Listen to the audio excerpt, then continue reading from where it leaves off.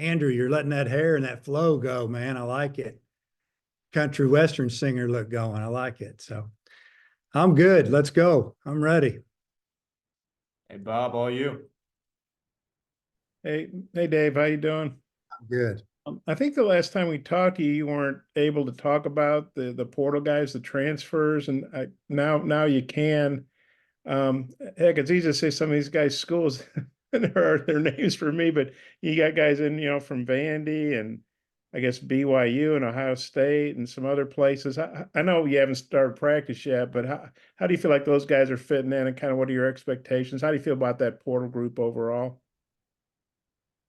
Well, first off, I appreciate those guys, coming to Arkansas because they all had many, many options. And there's a lot involved when you're talking about the transfer portal. Not only do they need to, the players need to pick the right school that, really is in need of those positions. But, there's finances involved. And in many cases here, these guys, they came here and they could have made more money other places, and feel very fortunate that they really evaluated their situation as far as development and just what we have to offer here. And they're going to make a big impact on our team. That's what I see so far, not really naming names. I mean, we feel like that we plugged in some depth, some holes, got a couple of experienced starting pitchers to mix in with our really good staff. Position player wise, we brought in a couple infielders and a couple outfielders, maybe three outfielders, and it's so far so good. But we got to go out and practice and put them in game situations, and we don't expect it to be over the top good, but guys got to continue to get better. We're excited to see what we've got. I guess Jimenez, hopefully I'm saying his name right. Where all do you see him playing? So you talking about our pitcher?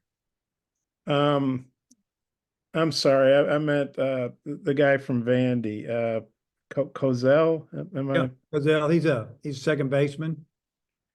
Swings the bat, left-handed hitter, really strong. Was in and out of the lineup as a freshman. It's hard to do at this level. I see him being a second baseman, and I see him playing a lot. He's got a lot of competition, but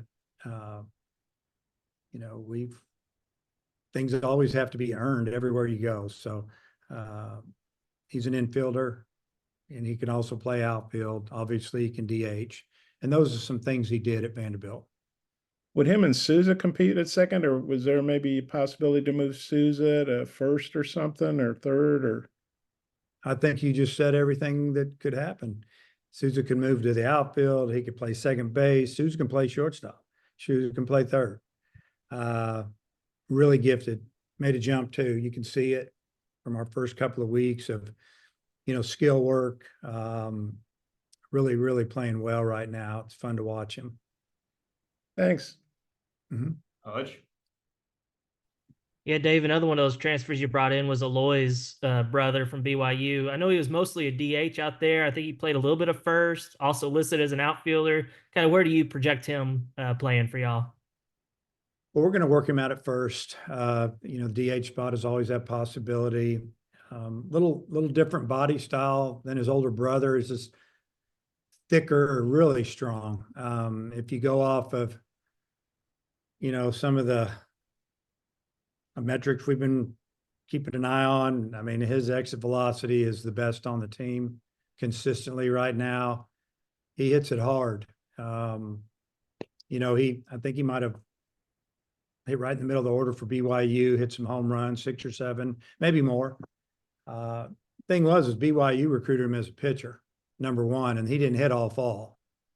And went home and they said, we might need you to hit next spring, and something along that line. Came back in the spring. They said, yeah, we need you to hit. So he took a lot of time off from hitting and still cracked the lineup.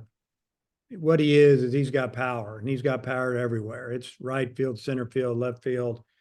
We'll see how that works out, but he's still young. He's only a sophomore. And the exciting thing about Cozile, you know, and some of these guys, they're young. You know, they have 2 years with us at a minimum. So excited to see how it turns out. And you mentioned bringing in a couple of starters. You got Root, and then you also have Landon Beetleshees. I don't know if that's how you pronounce his name. I just call him Landon. That's a good call. I'm curious, like, those are two elite, guys out of transfer portal starting pitchers. You only got 3 spots in the weekend rotation. You had a bunch of guys coming back from last year's staff. Just how do you convince, multiple guys like that to come in and pitch for y'all? Well, they want to pitch for Coach Hobbs.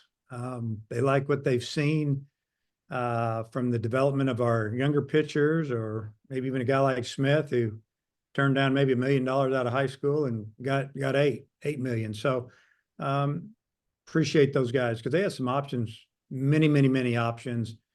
Could have gone to our league. We would have had to try to beat them. And, they came in here because they wanted to be a part of the Arkansas program. And like I said, be with Coach Hobbs. And I think they just want to be on a team with a great pitching staff. And I think that's what we foresee. And one more before I turn it back over. Robinette, one of your guys coming back. How good was it to see him have as productive of a summer as he has? And do you see him more as a third baseman, first baseman, or where do you project him? I've seen him do both. We work him out at third and first. I think he's really improved at third, played a lot over there in the summer. Made the all-star team out there. He had a really rough place to play, though. He's at Martha's Vineyard. It's tough living over there. But other than that, got to give him credit. He just keeps getting better, and he went and played. He hit some home runs. But really excited for him, and the experience he gained this summer is definitely, it's already paying off. We can see it. Ellis. Hey, Coach, you guys have had a lot of JUCO guys come in and get drafted, have a lot of success. It seems like Bren Iale is as high up there and highly regarded as any of them. Just how big of a deal was it to get him to campus, and what have your early impressions have been of him? Yeah, Brent was a guy that, turned down money to come to school here. Obviously, he's put up huge numbers at the junior college level. And, you can say, well, it's junior college, but he still put up the numbers. And he's a good defender. He's a big, strong kid. He's got a lot of power. He can actually really run as well.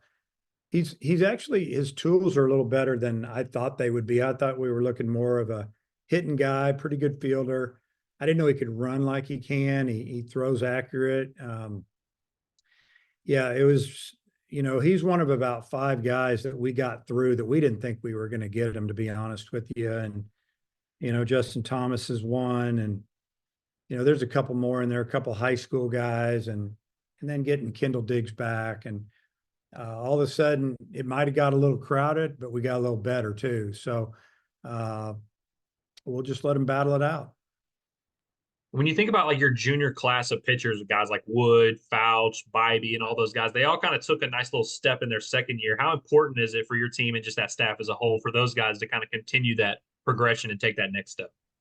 Well, I think they're going to do it. You talk about Gage Wood. Hey, had a great summer. Bybee had a good summer.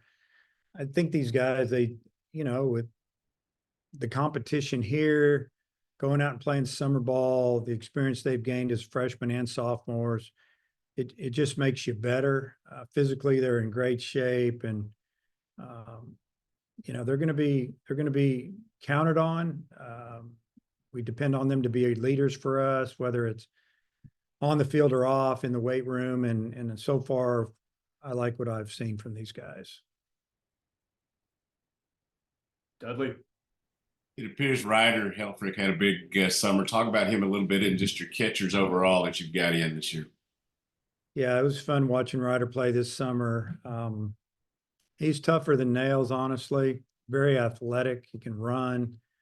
Tremendous arm. He's got power. He proved that this summer with a wood bat. I mean, I watched him play 2 games up in the Cape, and both times I went to watch him play, he didn't catch. He just DH'd, hit in the 3-hole, because it was kind of an every other day thing. And I didn't need to see him catch. I know he can catch, but I went and watched some of our other guys as well on those other days. And, he's the front runner, obviously. Like I said, he brings more than just receiving to the game. And calling the game. He can really block, can control the running game. He can call pitches and deal with our pitchers. And then on the offensive side, you're getting a guy that made a jump offensively and really started working on some things towards the end of the season and took it into the summer, calmed down his swing a little bit, didn't try to pull everything. And I think he just changed his mindset a little bit, and he had a great summer. It was fun watching him and then following him throughout the summer. And then, we brought in a couple of freshman catchers and then a JUCO catcher that put up huge numbers offensively. That's Elliot Peterson. And then I guess Zane Becker was the guy that we didn't know if he would make it to school. Catchers, high demand, and it's good to see him walk through the door. And then Carson Willis lived here in Northwest Arkansas for a while, and I lived in South Carolina. And getting him here, gave us 2 freshmen, a transfer, and a returner. I think it's a good mix, and just kind of switch those guys out every other scrimmage probably this summer, or excuse me, this fall. But looking back on the summer, those guys, they played, they got better, they got stronger, and now they get to handle these pitchers. And it'll be up to the coaches to really do a good job of developing these young catchers. And hopefully we'll move forward, and we've been so good back there over the years. I don't see that changing. Appreciate it. Mason. Yeah, Coach, I was wondering about Behava. He had such a hot offense in the summer. Just what do you think of the way that he really turned things on with the bat? So got to watch him a couple of times this summer as well. And, he started, if you go back and you watch video of him when he walked in the door, where he had his hands, open stance, big leg kick, this is a guy that hit 350 at Sac State. Didn't see the pitching he saw here, obviously, from the day he walked in here to the time the season was over, facing all the SEC arms and then some really good ones out of league play. And we were talking about just calming it down a little bit. And man, did he make an adjustment this summer from leg kick to, you won't see a whole lot going on there. I watched his batting practice up there the first day up in the Cape, and I got him off to the side, and I videoed it, sent it back. And I said, look to the other coaches, look what's going on here. He's made an adjustment. And at the time he was hitting over 300 and hitting home runs. And I talked to him after BP, and I said, hey, I love what you're doing. He just stayed through the middle, hit line drive after line drive, hit some balls out of the park, dead center, maybe left center, right center. And then in the game, his first at bat, he singles up the middle, then he lined out to short. It was just taking BP to the game and not trying to do too much. And same guy showed up here, last fall, trying to see if he could hit him up there by the picnic benches, and BP when they had free rounds. Now it's see if he can ping pong the middle and maybe hit one off the batter's eye and go the other way. It's called hitting, and it's been a great thing so far. And you guys returned a lot on the pitching staff, but we've talked about some of the guys you added. What does it say about Coach Hobbs as a recruiter? And I guess what have you seen from him as a recruiter? Well, our philosophy is we got to get the best high school kids in here, and we've done a good job. We've got some really good young arms in here. Things are going to change in the future with rosters and, profit sharing and on and on and on. And we don't probably need to get into all that, but we still feel like the portal is a good thing as far as changing your roster, helping your roster, but you can't live in the portal. So, we don't want to get more than a couple, 3 pitchers every year. We want to have enough younger players in the program that are really good, that we can build off of, build around. And that's what we did this summer. That was our plan. Maybe 3 guys. We were thinking maybe we can get one really good starter with experience. So we brought in a couple, 3. We ended up getting a couple. Give Zack Root some credit. I mean, he sees that we get Landon. He's got offers from every team in the SEC for the most part. and he still comes to Arkansas. We didn't think we would get him once Landon, made his commitment and put it out there, but we really wanted him, and he turned down some things to come here. So what that says about Coach Hobbs, number one, this kid want to pitch for him. Got a great reputation as a recruiter and a coach, and there you go. And also, are you guys still planning on playing some outside competition this fall? Yeah, our bye weekend in football, I'm not sure, I don't have dates in front of me, 6th, 7th, 8th of October, whatever that is. Probably see something coming up on that, maybe that Friday night and maybe again on Saturday. We were going to go to Omaha and play in this event up there, us and Nebraska, Oklahoma State, and Creighton at the championship ballpark. And we were all invited, and I think it got too big and they couldn't handle it. And they kind of pulled the plug on it. So as of right now, we're going to bring Oklahoma State over here for a couple of games. And Friday's game might be a normal game, 9 innings. Saturday might be 10, 11, 12 innings, because that'll maybe be the end of our fall. Just play those couple of games instead of playing a red-white series where we always run out of pitching, and I don't know, we haven't finished it the last couple of years, it seems like. So that'd be the plan right now. You can only have 2 outside competitions, and that would be it unless something changes. Thank you. Tom.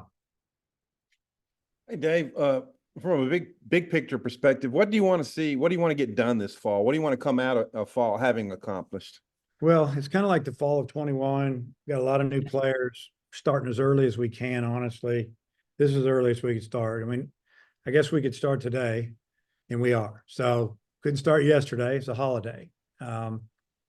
So we want to see what we have, and gives us a little more time in the off season, the 45-day window. When that gets over in the middle of October, gives us a little more time to make some adjustments.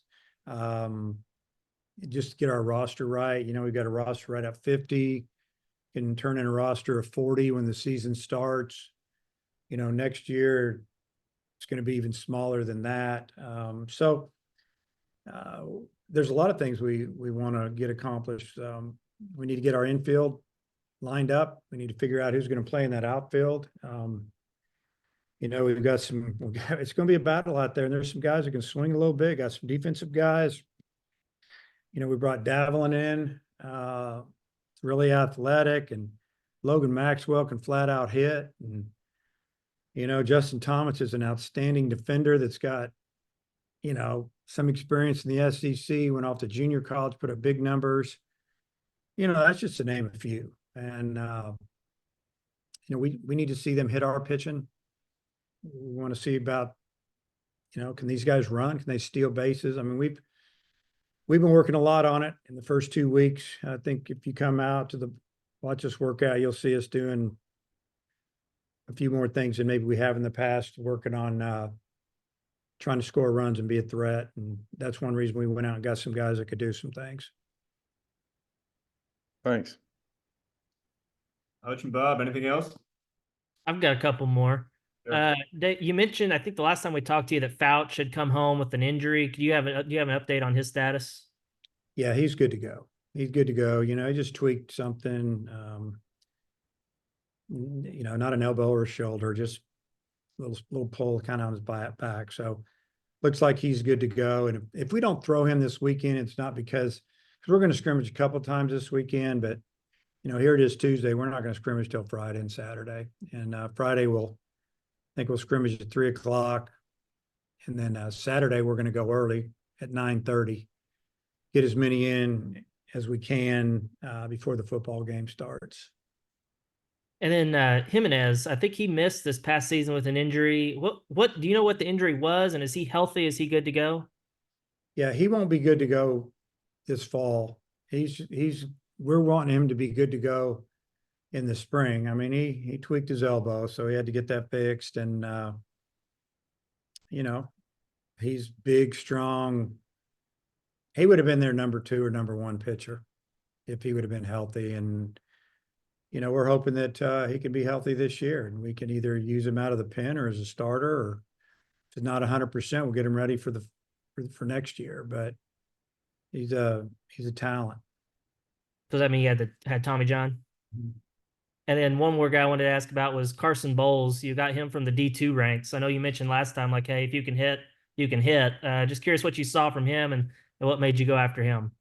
Well, basically, he put up incredible numbers.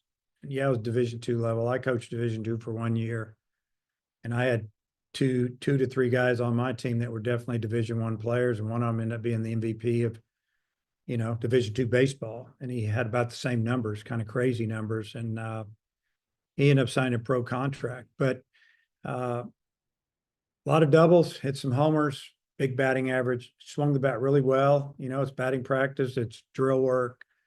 Got to take it to the game. I didn't mention him, an outfielder. We got Brendan Clark's a really good freshman outfielder with a good swing. I mean, it's going to be a fight out there. It's going to be, it's just a good mix of left and right-handed hitting. Some with pop, some with more double swings, and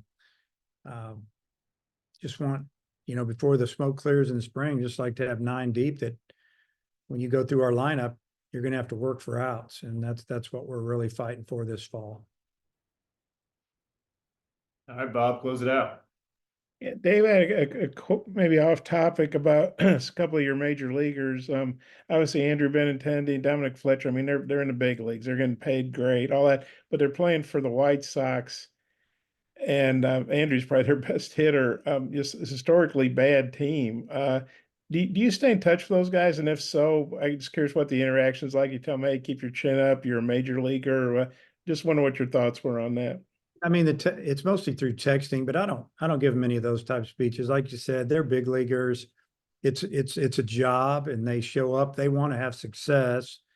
They're playing on a team that doesn't win much, and they're kind of changing some things up. They just, what do? You play. They play 162 games. I think they tied a record for losses in a row this summer. So you got to change a little bit. You got to, be one of the leaders, fight to change the culture a little bit. And I'm sure it'll be an interesting all season for the White Sox.